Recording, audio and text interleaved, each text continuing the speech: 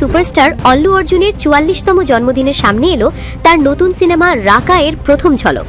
আর প্রকাশের সাথেই সোশ্যাল মিডিয়ায় শুরু হয়েছে তুমুল আলোচনা। অ্যাটলি পরিচালিত এই বিগ বাজেট সিনেমাটি নির্মিত হচ্ছে প্রায় ৭০০ কোটি রুপি বাজেটে। সিনেমায় আল্লু অর্জুনকে দেখা যাবে একেবারে ভিন্ন তিনটি চরিত্রে: একজন পুলিশ অফিসার, তার অর্ধমানব অর্ধদৈত্য ভাই এবং তাদের বাবার ভূমিকায়। এই মাল্টি রোল পারফরমেন্সই সিনেমার সবচেয়ে বড় চমক।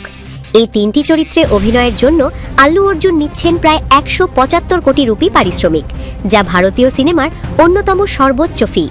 তার বিপরীতে প্রধান নারী চরিত্রে দেখা যাবে দীপিকা পাড়ুকোনকে, যিনি এই প্রজেক্টের জন্য নিচ্ছেন প্রায় ২৫ কোটি রুপি। অন্যদিকে গুরুত্বপূর্ণ একটি চরিত্রে থাকছেন রাশমিকা মান্দানা, যার পারিশ্রমিক ধরা হয়েছে ৫ কোটি রুপি।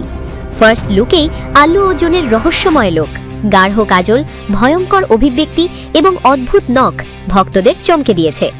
বর্তমানে মুম্বাইয়েই চলছে সিনেমার শুটিং। সবকিছু ঠিক থাকলে রাকা মুক্তি পেতে পারে ২০২৬ সালের শেষ দিকে।